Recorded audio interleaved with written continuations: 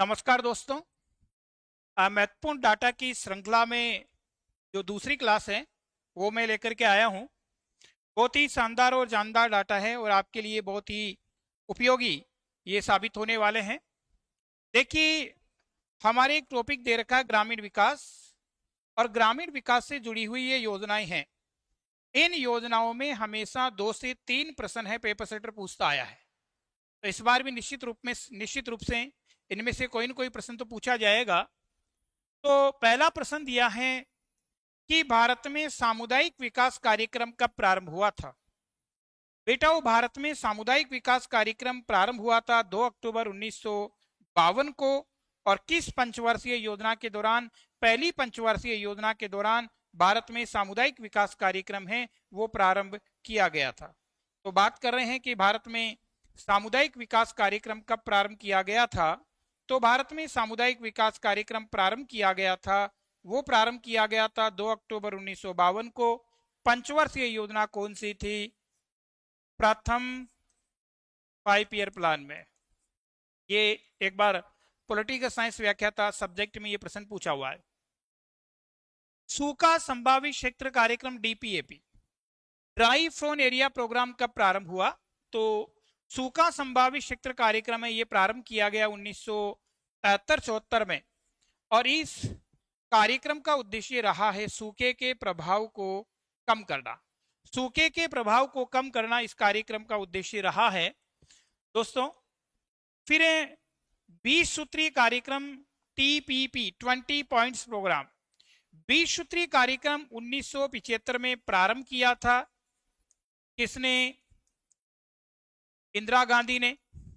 और इस कार्यक्रम का उद्देश्य था गरीबी और बेरोजगारी को खत्म करना।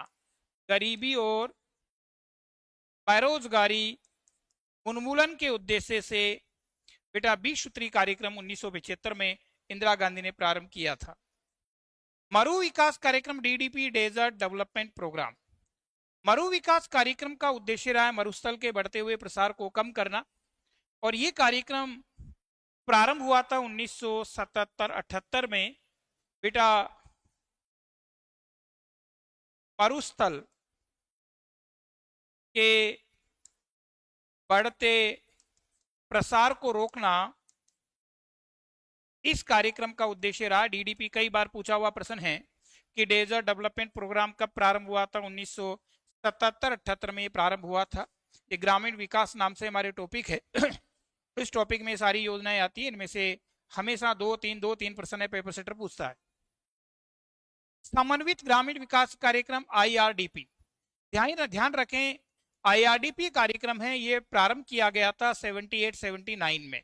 पर बेटा इसे संपूर्ण भारत में पूछ ले तो संपूर्ण भारत में लागू किया गया था 2 अक्टूबर 1980 से। और ये ध्यान रखना, ये भारत में गरीबी उन्मूलन का सबसे महत्वपूर्ण कार्यक्रम रहा है, इंटीग्रेटेड रूरल डेवलपमेंट प्रोग्राम। फिर बेटा ग्रामीण युवाओं के लिए स्वरोजगार प्रशिक्षण कार्यक्रम, जिसको शॉर्ट में कहते हैं ट्राइसम, ट्राइसम कार्यक्रम प्रारंभ हुआ था 15 अगस्त 1979 को। किस आयु वर्ग के युवाओं के लिए? तो ग्रामीण क्षेत्रों में 18 से 35 आयु वर्ग के जो युवा हैं उनको स्वरोजगार का प्रशिक्षण प्रदान करने के उद्देश्य से ट्राइसम कार्यक्रम है वो प्रारंभ किया गया। ध्यान रखें, ट्राइसम कार्यक्रम है वो ग्रामीण विकास का कार्यक्रम है। नेक्स्ट है राष्ट्रीय ग्रामीण रोजगार कार्यक्रम NREP, national rural employment programme. इसका उद्देश्य रहा रोजगार के अवसर सृजन करना ग्रामीण क्षेत्रों में, और यह भी प्रारंभ हुआ था 2 अक्टूबर 1980 से। फिर एक ग्रामीण क्षेत्रों में महिला और बाल विकास कार्यक्रम द्वाकरा, ये 3 बार आया हुआ प्रश्न अलग अलग एग्जाम्स में कि द्वाकरा का संबंध किससे है? Development women's and child's in rural areas, ग्रामीण क्षेत्रों में गर्भवती महिलाएं और 0 से 6 साल के बच्चों को पूरक पोषाहार उपलब्ध करवा के कुपोषण से बचाना इस कार्यक्रम का उद्देश्य रहा है। फिर जो मैं लिख रहा हूं ये प्रश्न कॉमर्स व्याख्याता में पूछा हुआ है ये कि ग्रामीण क्षेत्रों में भूमिहीन रोजगार गारंटी कार्यक्रम LREGP, ये एल है, LREGP प्रोग्राम कब प्रारंभ हुआ? ये पूछा हुआ यूं की यूं डेट। तो ग्रामीण क्षेत्र में ऐसे किसान जिनके अपनी भूमि नहीं है, वो दूसरों के खेतों पे खेती करते हैं, उनको रोजगार उपलब्ध करवाने के उद्देश्य से 15 अगस्त 1983 से भूमिहीन रोजगार गारंटी कार्यक्रम है वो प्रारंभ किया गया था। इंदिरा आवास योजना, इंदिरा आवास योजना बेटा IAY ये प्रारंभ की थी राजीव गांधी ने। राजीव गांधी ने ग्रामीण क्षेत्रों में जो BPL परिवार हैं इनको आवास उपलब्ध, ग्रामीण क्षेत्रों में जो BPL परिवार हैं उनको आवास निर्माण हेतु आर्थिक सहायता उपलब्ध करवाने के उद्देश्य से ये इंदिरा आवास योजना प्रारंभ की गई। अब तो इसका नाम है वो प्रधानमंत्री आवास योजना कर दिया गया है 20 नवंबर 2016 से, ठीक है। और इस योजना में देखो, जब तक इंदिरा आवास योजना थी तब तक इसमें केंद्र और राज्य सरकारों की हिस्सेदारी है वो 75:25 हुआ करती थी, और अब इसका नाम प्रधानमंत्री आवास योजना कर दिया है और इसमें केंद्र और राज्य सरकारों की हिस्सेदारी है वो 60:40 कर दी गई है। और इस योजना के अंतर्गत आवास निर्माण हेतु दी जाने वाली सहायता राशि है वो मैदानी क्षेत्रों के लिए 1,20,000 रुपए है और दुर्गम क्षेत्रों के लिए 1,30,000 रुपए है। नेक्स्ट आप देखिएगा, जवाहर रोजगार योजना JRY 1 अप्रैल 1989 को प्रारंभ हुई और इस योजना का उद्देश्य रहा है ग्रामीण क्षेत्रों में टिकाऊ संपत्तियों का निर्माण करना और ग्रामीण क्षेत्रों में रोजगार के अवसर सृजित करना इस कार्यक्रम का उद्देश्य रहा है। अपना गांव अपना काम योजना बेटा ये प्रारंभ हुई 1 जनवरी 1991 में। ध्यान रखें, यदि आप अपने गांव में कोई टिकाऊ सामुदायिक क्षमता डेवलप करना चाहते हो तो उसकी अनुमानित लागत है उसका 30% कंट्रीब्यूशन है वो तो गांव वालों का होना चाहिए, 70% अनुदान है वो सरकार के द्वारा दिया जाता है। यह है अपना गांव अपना काम योजना। रोजगार आश्वासन योजना ये भी कॉमर्स व्याख्याता में पूछी हुई है ऐसे कैसे कि रोजगार आश्वासन योजना कब प्रारंभ हुई थी, तो रोजगार आश्वासन योजना को कहते हैं EAS, एम्प्लॉयमेंट एश्योरेंस स्कीम। प्रारंभ हुई थी 2 अक्टूबर 1993 को SC ST के जो लोग हैं उनके लिए रोजगार के अवसर उत्पन्न करने के लिए। फिर हैं प्रधानमंत्री रोजगार योजना, ये भी सेम डेट 2 अक्टूबर 1993 को प्रारंभ हुई और इस योजना का उद्देश्य जो रहा है वो रहा है बेटा शिक्षित बेरोजगारी में कमी करना। गंगा कल्याण योजना जिसको GKY कहते हैं और गंगा कल्याण योजना है वो 1997 में प्रारंभ की गई थी। स्वर्ण जयंती ग्रामीण रोजगार योजना SJSRY बेटा प्रारंभ हुई 1 अप्रैल 1999 को ग्रामीण क्षेत्रों में रोजगार के अवसर उत्पन्न करने के लिए। इसमें केंद्र और राज्य सरकारों की हिस्सेदारी पूछे तो 75:25 हिस्सेदारी इसमें रखी गई। और ध्यान रखना इस योजना में 6 योजनाओं को मिलाया था। किस किस को मिलाया, एक तो IRDP को, एक ट्राइसम को, एक द्वाकरा को, एक गंगा कल्याण योजना को, एक सितारा योजना,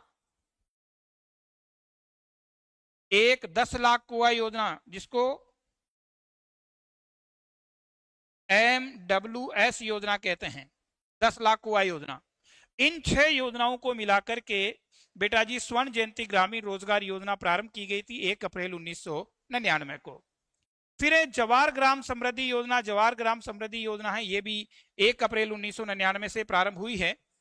प्रधानमंत्री ग्रामोदय योजना प्रधानमंत्री ग्रामोदय योजना है ये वित्त वर्ष 2000 में प्रारंभ की गई है ग्रामीण विकास के लिए।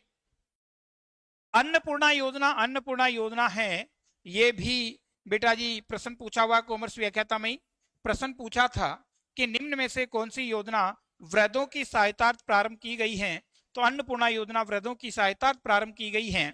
इसमें प्रावधान क्या है, 65 वर्ष से अधिक की आयु के असहाय लोग जिनको पेंशन का लाभ नहीं मिल रहा है उनको प्रतिमाह 10 kg खाद्यान्न निःशुल्क उपलब्ध करवाने का प्रावधान इस योजना के अंतर्गत किया गया है। फिर है अंत्योदय अन्न योजना, AAY। अंत्योदय अन्न योजना ये सबको पता है, अंत्योदय अन्न योजना है, रियायती दरों पर खाद्यान्न उपलब्ध करवाना, और इसमें लाभान्वित परिवारों को 35 केजी खाद्यान्न दिए जाने का प्रावधान किया गया, जिसमें अगर चावल दिया जाएगा 3 रुपए किलो, गेहूं दिया जाएगा 2 रुपए किलो, और मोटा अनाज दिया जाएगा तो 1 रुपए किलो। नेक्स्ट आप देखिएगा संपूर्ण ग्रामीण रोजगार योजना। संपूर्ण ग्रामीण रोजगार योजना प्रारंभ हुई थी 25 सितंबर 2001 को, ये ध्यान रखना डेट। प्रधानमंत्री ग्राम सड़क योजना PMGSY प्रारंभ हुई थी 25 दिसंबर 2000 गांवों को सड़कों से जोड़ने के लिए, और ये योजना प्रारंभ की थी अटल बिहारी वाजपेयी साहब के द्वारा, क्योंकि अटल बिहारी वाजपेयी साहब का जन्मदिन है वो 25 दिसंबर को आता है। स्वजल धारा योजना, स्वजल धारा योजना है, ये बेटा सिंचाई के लिए है, सिंचाई और पेयजल के लिए, और ये योजना कब प्रारंभ की गई? ये योजना है 2002 में प्रारंभ की गई। जयप्रकाश रोजगार गारंटी योजना, जयप्रकाश रोजगार गारंटी योजना ग्रामीण क्षेत्रों में रोजगार के लिए 2002-03 में है, ये प्रारंभ की गई। 25 नंबर का जो प्रोग्राम है ये फिर आपकी कॉमर्स व्याख्याता में पूछा हुआ है कि भारत निर्माण योजना कब प्रारंभ हुई थी? तो भारत निर्माण योजना प्रारंभ हुई थी 16 दिसंबर 2005 को। ध्यान रखें, शहरी और ग्रामीण विकास के अंतर को कम करने के लिए। बेटा इसमें ग्रामीण क्षेत्र में 6 आधारभूत सुविधाएं, ग्रामीण क्षेत्र में 6 आधारभूत सुविधाएं, इनका भी नाम ध्यान रखना, ऊर्जा, परिवहन, संचार, आवास, पेयजल और सिंचाई। ग्रामीण क्षेत्र में इन 6 आधारभूत सुविधाओं का विकास करेंगे, और शहरी और ग्रामीण क्षेत्रों में विकास की गति का जो अंतर है उसको कम करेंगे। इस उद्देश्य को लेकर के भारत निर्माण योजना है वो प्रारंभ की गई, और ये प्रश्न कॉमर्स व्याख्याता में पूछा हुआ है। फिर है राष्ट्रीय ग्रामीण रोजगार गारंटी अधिनियम, नरेगा। बेटा नरेगा है, ये नरेगा का एक्ट तो बन गया था 2005 में, पर नरेगा लागू हुआ था 2 फरवरी 2006।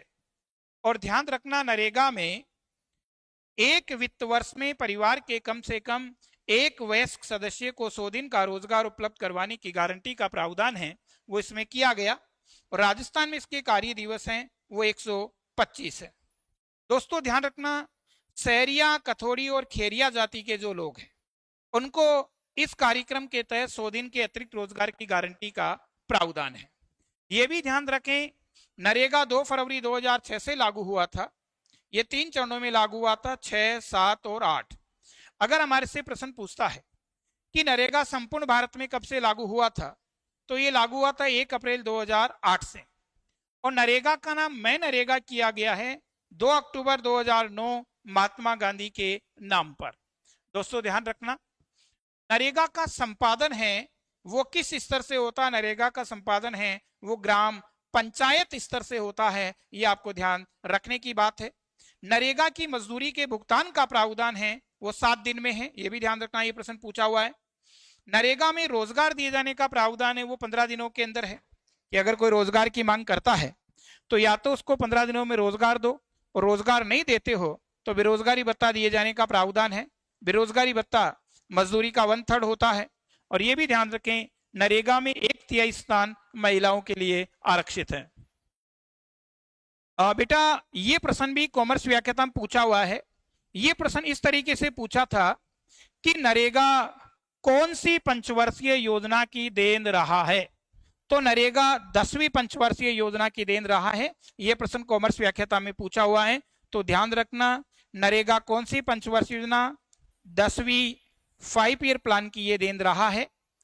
राष्ट्रीय ग्रामीण स्वास्थ्य mission, national rural health mission है, ये 2005 में प्रारंभ की गई थी गांव के लोगों को स्वास्थ्य सेवाएं उपलब्ध करवाने के उद्देश्य से। राष्ट्रीय आजीविका मिशन 3 जून 2011 बेटा कहां से प्रारंभ हुआ था? बांसवाड़ा से, बांसवाड़ा राजस्थान से। उद्घाटन करने आई थी इसका सोनिया गांधी, और इसका उद्देश्य है वो स्किल डेवलपमेंट रहा है, कौशल विकास करना रहा है। स्वच्छ भारत अभियान 2 अक्टूबर 2014, ध्यान रखने की बात है, शौचालय निर्माण को बढ़ावा देना, खुले में शौच करने की प्रवृत्ति पर रोक लगाना और भारत में खुले में शौच मुक्त पहला राज्य जो घोषित किया गया वो सिक्किम को किया गया, ये भी ध्यान रखने की बात है। प्रधानमंत्री जनधन योजना, प्रधानमंत्री जनधन योजना है बेटा ये 15 अगस्त 2014 को प्रारंभ की गई थी और इसमें शून्य जमा पर खाता खोला गया था, यानी लोगों में बैंकिंग प्रवृत्ति का विकास करना इस योजना का उद्देश्य रहा था। बैंक खाता खोलना और बैंकों से जोड़ना ताकि उनमें बचत की प्रवृत्ति का विकास हो सके।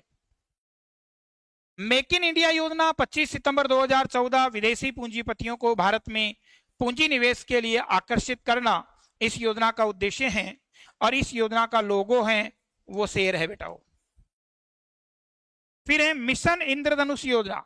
ये आरएस में पूछा हुआ प्रश्न है कि मिशन इंद्रधनुष योजना तो 25 दिसंबर 2014 को प्रारंभ हुई है और इस योजना का संबंध किससे? टीकाकरण से है। ठीक है, टीकाकरण से इसका संबंध है। दीनदयाल ग्राम ज्योति योजना 3 दिसंबर 2014, इस योजना का उद्देश्य गांवों और ढाणियों को विद्युत कनेक्शन से जोड़ना। मुद्रा बैंक योजना ये बड़ा महत्वपूर्ण है। मुद्रा बैंक योजना 8 अप्रैल 2015 को प्रारंभ हुई है। लघु और कुटीर उद्योगों को रियायती दरों पर ऋण उपलब्ध करवाना इस योजना का उद्देश्य है। 3 प्रकार का ऋण इसमें दिए जाने का प्रावधान है, यह भी ध्यान रखना। शिशु, किशोर और तरुण।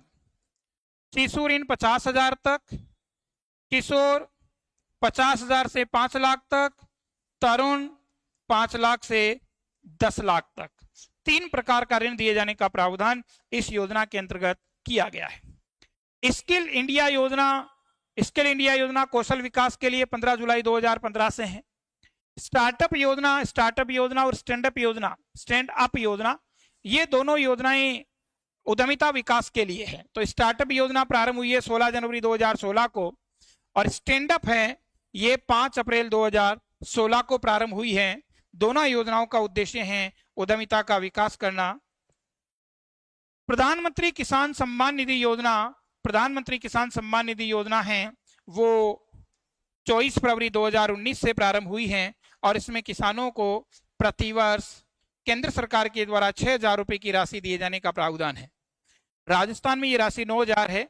6,000 रुपए केंद्र सरकार के द्वारा है, 3,000 राजस्थान सरकार के द्वारा है। तो राजस्थान की बात करता तो 9,000 है और केवल केंद्र सरकार की बात करता है। टोटल राशि की बात करें राजस्थान में तो 9,000, केंद्र सरकार की 6,000 और राजस्थान सरकार की 3,000। दोस्तों स्टैटिस्टिकल ऑफिसर का नया बैच हमारे यहाँ शुरू हो चुका है 21 तारीख से और सुबह 8 बजे से उसकी क्लास लगती है। उसमें एक टॉपिक मैंने पढ़ा दिया पॉवर्टी वाला और नेक्स्ट टॉपिक में उसमें अनएम्प्लॉयमेंट शुरू करने वाला हूँ। तो जो विद्यार्थी एसओ की तैयारी करना चाहते हैं और एस विवेकानंद संस्थान के साथ जुड़ना चाहते हैं तो उनका स्वागत है।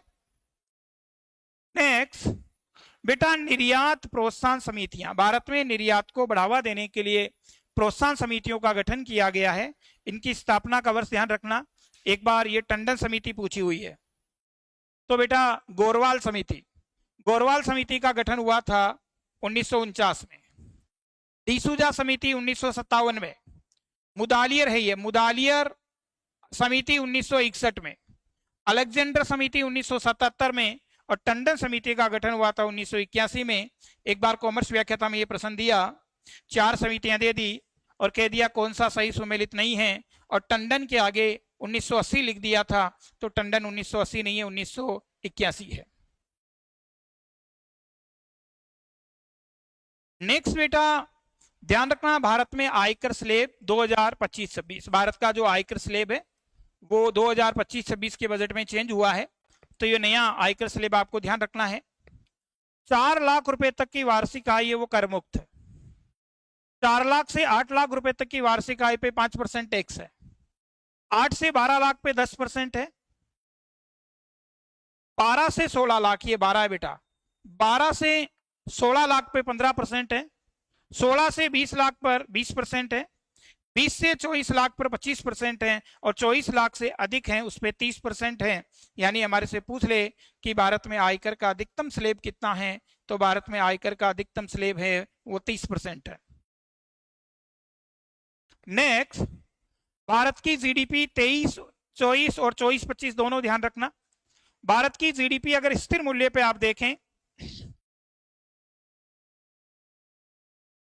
तो भारत की जीडीपी स्थिर मूल्य पर रही है 17-38-17-22 करोड़ में है ये, ठीक है। और चालू मूल्य पर जो रही हैं वो रही हैं 29-53-56-67 करोड़। ध्यान रखना, स्थिर मूल्यों में जो परिवर्तन की दर रही है यहां लिखो, तो ये तो रही है 6.4%, और इस चालू मूल्यों पर ये चालू मूल्य यानी यहां से यहां, इसमें परिवर्तन की दर रही है, ये रही है 9.7%। इसको यहां लिख देता हूं तो ठीक रहेगा।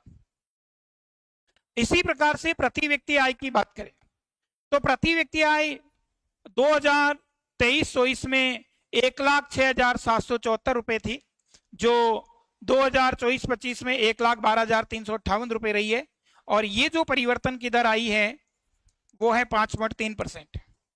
इसी प्रकार चालू मूल्य पे आप देखें तो चालू मूल्य पे 23-24 में प्रति व्यक्ति आई थी भारत की 1,84,205 रुपए, और अब है 2,01,62 रुपए, और इसमें जो परिवर्तन की दर रही है वो रही है 8.7%।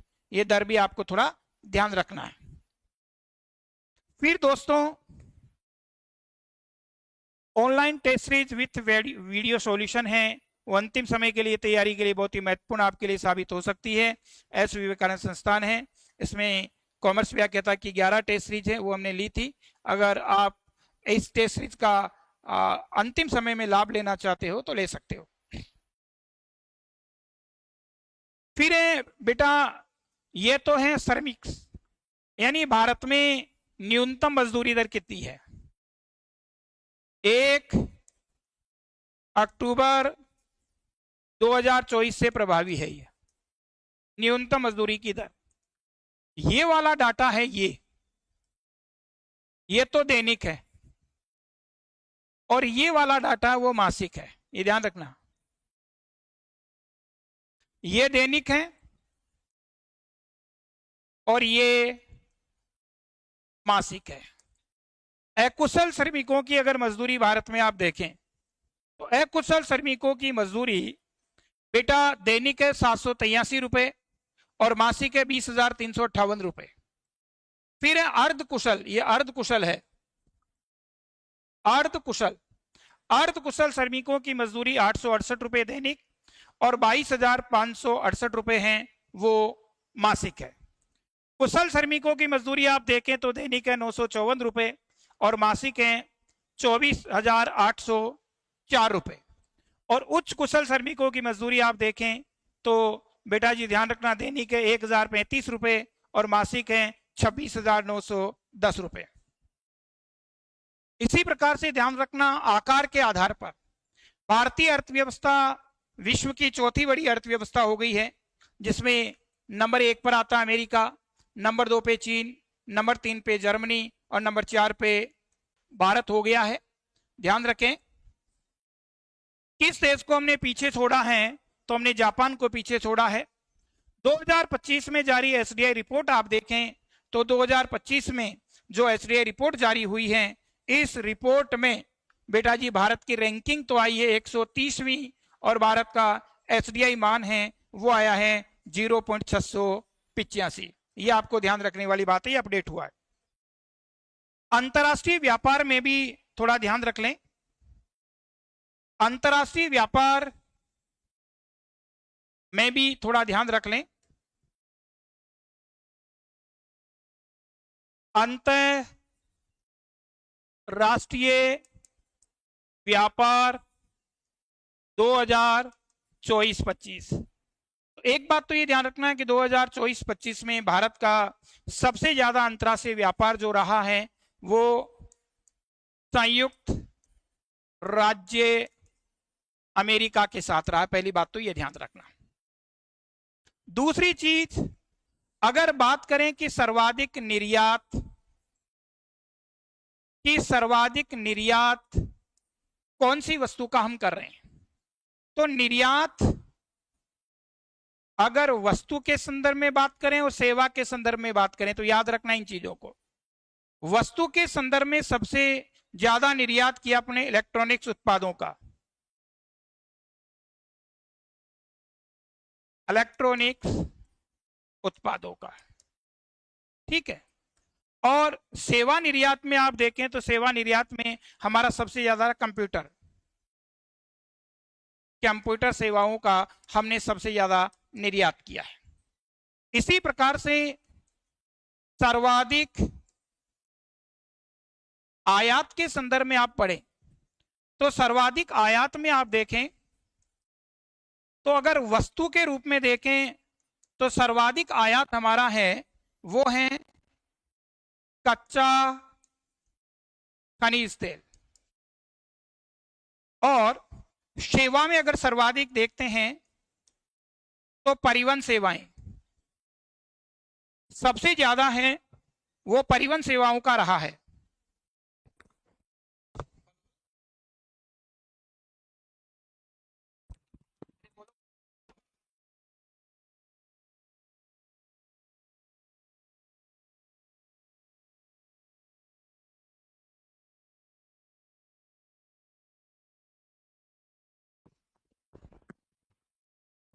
तो देखिएगा बेटा, ये याद आपको रखना है कि एक तो 2024-25 में हमारा सर्वाधिक जो अंतर्राष्ट्रीय व्यापार है वो किस देश के साथ रहा है, वो संयुक्त राज्य अमेरिका के साथ रहा है। सर्वाधिक निर्यात की बात करें तो सर्वाधिक निर्यातों में अगर वस्तु का निर्यात पूछता तो इलेक्ट्रॉनिक उत्पादों का रहा है, और सेवा निर्यात में पूछता है तो कंप्यूटर सेवाओं का सबसे ज्यादा हमने निर्यात किया है। इसी प्रकार आयातों के संदर्भ में बात देखें तो सर्वाधिक आयात हमने कच्चे खनिज तेल का किया है, और सेवाओं में अगर सर्वाधिक आयात देखते हो तो सर्वाधिक आयात हमारा परिवहन सेवाओं का रहा है। ये हमारे को याद करना है। दोस्तों ध्यान रखना, अगर बात हमारे से की जाती है कि सर्वाधिक अनुकूल व्यापार,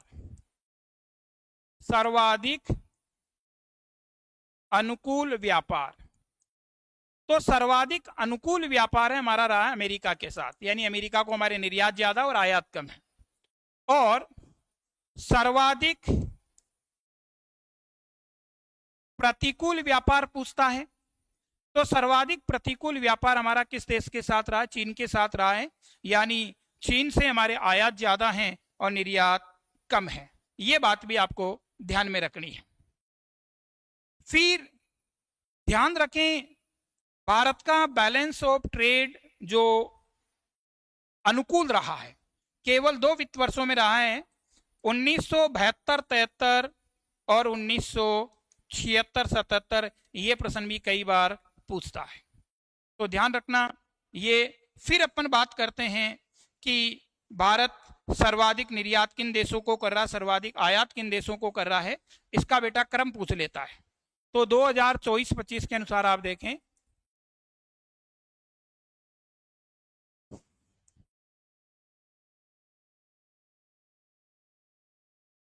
सर्वाधिक निर्यात क्रम पूछ लेता है इनका, ये नई डाटा है। ये सर्वाधिक आयात, ठीक है। सर्वाधिक निर्यात की बात करें तो सर्वाधिक निर्यात में नंबर 1 पे आता है अमेरिका।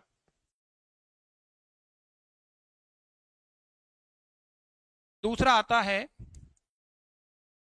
संयुक्त अरब अमीरात। नंबर 3 पर आता है नीदरलैंड। तो देखो निर्यातों में आप देखें तो नंबर 1 पे अमेरिका आता है, नंबर 2 पे संयुक्त अरब अमीरात आता है, नंबर 3 पे नीदरलैंड आता है, नंबर 4 पे चीन आता है, नंबर 5 पे आप देखो तो नंबर 5 पे सिंगापुर आता है, नंबर 6 पे आप देखो तो इंग्लैंड आता है। ये कम से कम 4 का क्रम तो थोड़ा देख लेना, क्योंकि कई बार पेपर से ट्रैक क्रम पूछ लेता है। अगर सर्वाधिक आयात की बात करें तो सर्वाधिक आयात में नंबर 1 पे चीन आता है, नंबर 2 पे संयुक्त अरब अमीरात यूएई, आता है।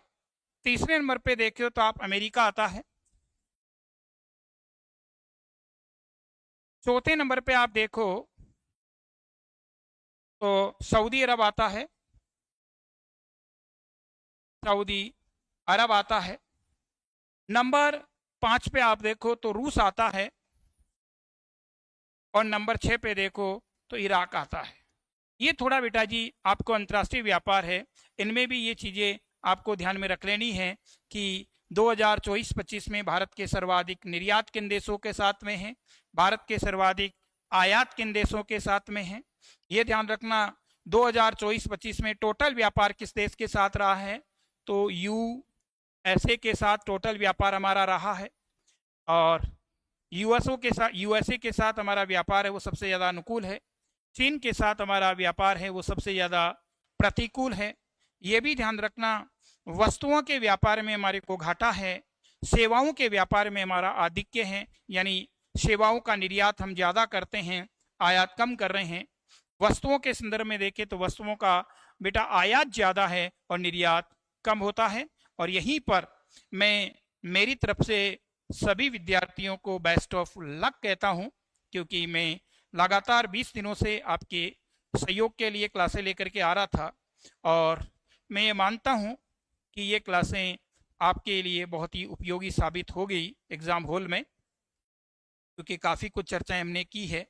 हर टॉपिक को मोटा मोटा कवर करने का प्रयास मैंने किया है, और आज के बाद में आपका और हमारी ये क्लास है वो यहीं ड्रॉप हो जाती है। फिर से बेस्ट ऑफ लक, भगवान आप सबको इतनी ताकत दे कि एग्ज़ाम हॉल में जो रिक्वायरमेंट हमारी है उस रिक्वायरमेंट को आप फुलफिल करें और नौकरी लगें। Thank you.